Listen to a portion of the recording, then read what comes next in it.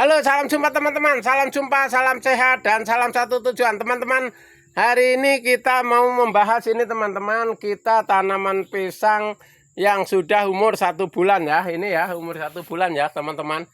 Mau kita bikinin lubang di atasnya. Kita cangkol-cangkol, kita bikinin lubang. Nah cuman ini nunggu yang nyangkol dulu teman-teman. Cangkolnya belum datang ya. Jadi teman-teman sebelumnya subscribe dulu, subscribe, komen, dan tekan tombol loncengnya supaya setiap hari selalu ketemu sama video pertanian channel Wiratadaya ya. Wiratadaya ini supaya berkembang dari dukungan kalian, dan kalian yang sudah subscribe dan like dan komen, semoga rezekinya murah dan diberi kesehatan selalu. Dan selanjutnya mau pembahasannya untuk cara memberi pupuk pisang ini ya teman-teman ya. Jadi kita teman-teman, kita nanti bisa kita ini teman-teman ya, pupuk-pupuk begini, pupuk-pupuk sampah begini ini dimasukkan di atasnya gitu ya, banyak semutnya, dimasukkan di sebelah atasnya sini, ini ditimbun teman-teman, karena ini rencana mau ditimbun di tengah ini 1,5 meter dari pohon teman-teman. Kita lubang ya, kita lubang dalamnya 40 cm, lebarnya 40 cm, panjangnya 1,5 meter ya. Jadi gunanya teman-teman untuk naruh sampah-sampah. Nah kayak sampah-sampah ilalang begini kita masuk ke lubang, sampah-sampah daun pisang lainnya kita masuk ke lubang. Jadi sehingga ini bisa untuk nyimpen energi ya, nyimpen zat makanan untuk pisang ini ya, supaya pertumbuhannya lebih bagus. Jadi termasuk pendingin juga. Di situ kan airnya tidak teman-teman, airnya tidak ngalir ya.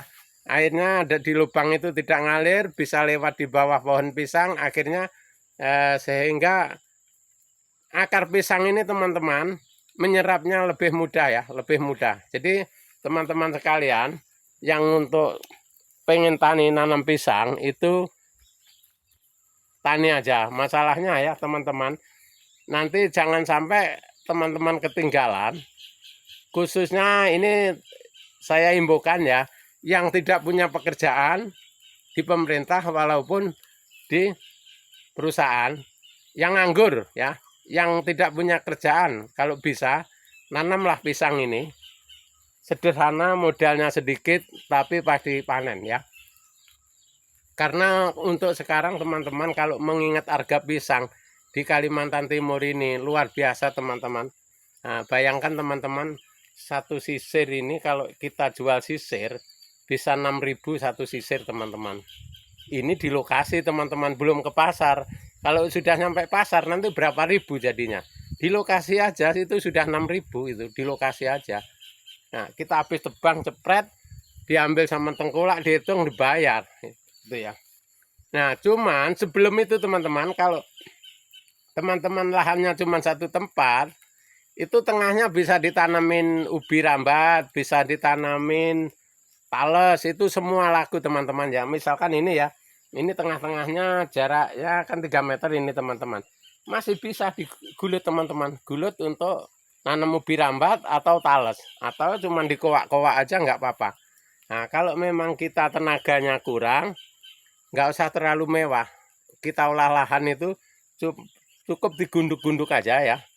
Karena di Kalimantan ini banyak tanah yang masih baru, kita peralatan belum lengkap, baru cangkolnya kita gunduk-gunduk aja bisa teman-teman.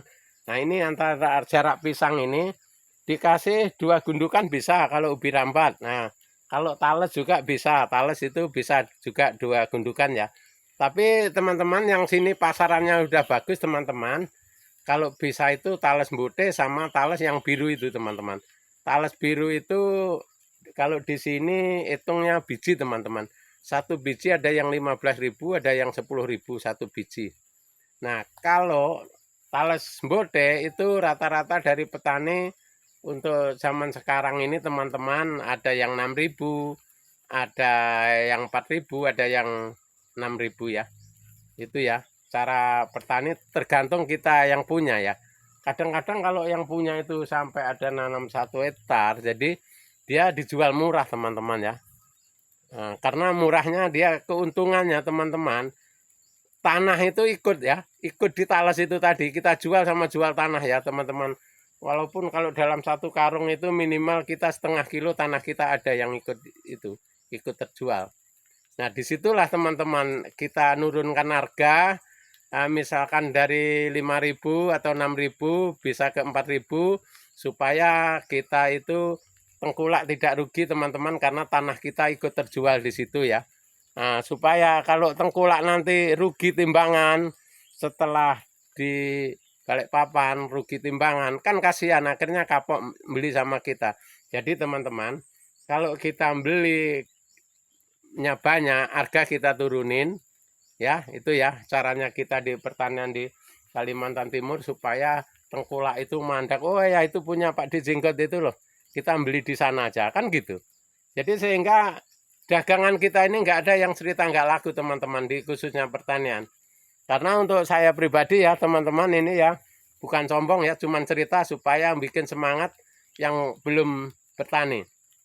Artinya bukan sombongnya begini, saya pisang nanam, talas nanam, ubi rambat nanam ya, termasuk tani pokok cabai teman-teman.